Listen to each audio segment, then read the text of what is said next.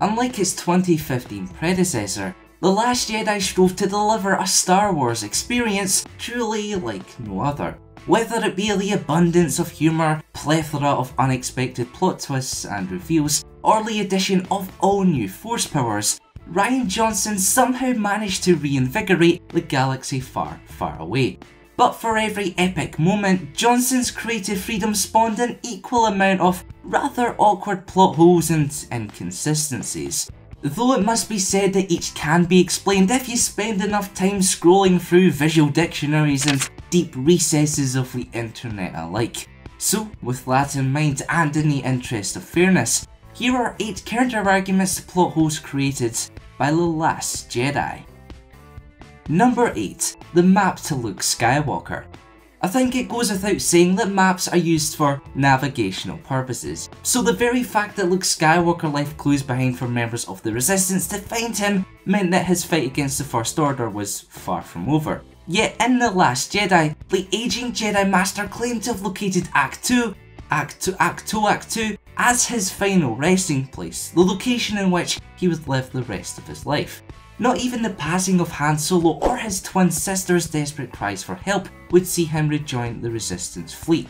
So why did The Force Awakens make such a big deal of finding Skywalker if he didn't want to be found? Better yet, who created the map to his location in the first place? Well, perhaps the confusion lies in the very nature of this navigational aid. You see, the map itself, which became the final piece of a much larger puzzle for both the Resistance and First Order, simply pointed to the very first Jedi Temple. It just so happened that Luke was last seen hot on the trail of this mystical location. Number 7. Magical Golden Dice. Sticking with Luke Skywalker, and how awesome was his short but sweet interaction with General Leia Organa. It felt like just the right balance of humour, nostalgia and mourning, no not that mourning, before Skywalker's final showdown with Kylo Ren. But if Luke was merely a Force projection, how come his commemorative gift found a way to stick around long after the epic encounter? Well, this one's a little more tricky to explain. In fact, there doesn't appear to be an official answer of any description. Let's just all bombard Pablo Hidalgo on Twitter, but the best guess I and fellow Star Wars YouTubers can possibly muster relates to the differing laws of objects and physical beings under the spell of Force projection. Perhaps the golden dice can last longer due to their simplicity and smaller size when compared to the body projection of Skywalker's younger, more mobile self. Number 6. Return of the Lightsaber. Moments before their final encounter on Crate, yes, I'm still talking about this, Kylo Ren witnessed the destruction of Luke Skywalker's first lightsaber. So when the legendary Jedi Master rocked up on the mineral world with his coveted blue-bladed weapon rather than his legendary green lightsaber, Ren should have immediately sensed a disturbance in the Force, excuse the pun. But if you actually think about it as Rian Johnson clearly did, this scene makes complete sense. The truth is, we see the lightsaber split in half. Kylo sees a blinding flash of light and is knocked unconscious, and then Rey takes the lightsaber away before he wakes up. So if you really want to dig into it and get an explanation, you can say he doesn't 100% know what happened to the lightsaber. Number 5. Weaponizing hyperspace. Whether you don't mind the character of Vice Admiral Holdo, or believe her to be even worse than Jar Jar Binks, I'm sure we can all agree that her heroic sacrifice was awesome. The way in which Rian Johnson masterfully interwove muted audio and piercing white light made this stunning visual one of the most epic and breathtaking scenes in not only The Last Jedi, but the Star Wars saga as a whole. However, the very nature of launching one ship into another has opened up many a question regarding prior conflicts in the galaxy far, far away.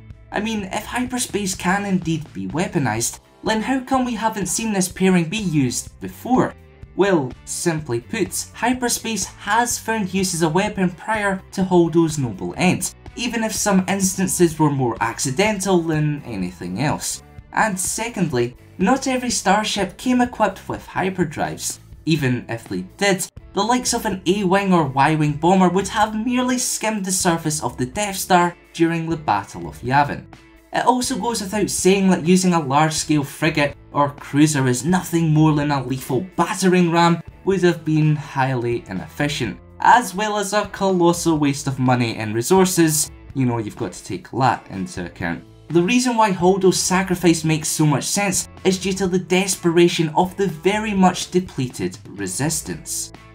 Number 4. Blind Walkers.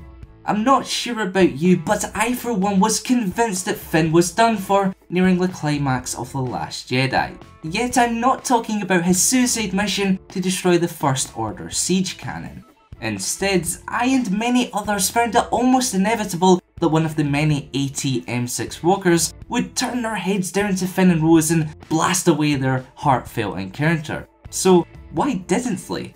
Honestly, I'm not overly sure. Perhaps the armoured crew cabins of each vehicle have a limited range of movement. Or maybe Kylo Ren's strict orders to concentrate all fire on the Resistance base saw them ignore Finn and Rose. Either way, there was a far greater goal at stake than finishing off two already injured Resistance stragglers. Number 3. The First Order attack. With only 4 ships, the Resistance fleet barely qualified as a fleet at all.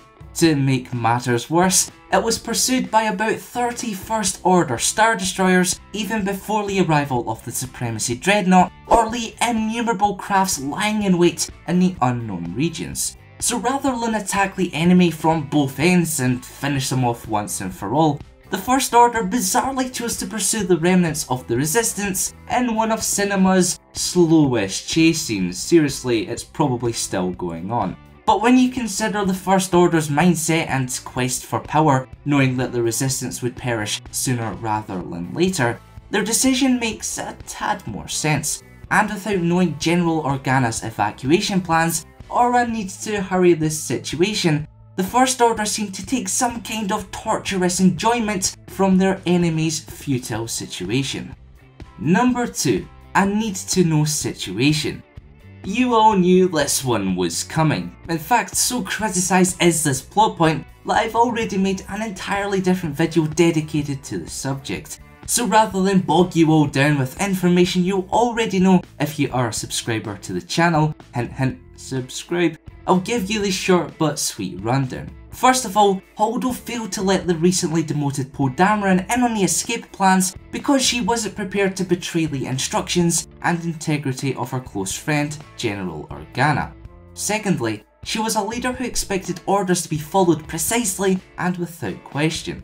And third of all, given the Resistance's dire situation, Holdo chose to sparsely spread word of her plans, knowing a spy or traitor could easily inform the First Order. Number 1. Snoke's death.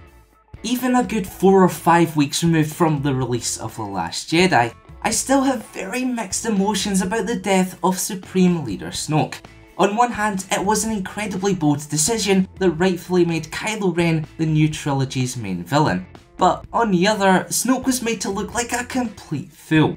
Despite knowing exactly what his apprentice was thinking at all times, or his seemingly unrivaled force powers, the almighty antagonist was simply cut in two like a warm knife through butter. Yet I can't fault this scene upon painfully analysing it further, and wasting about 50 quid on cinema tickets.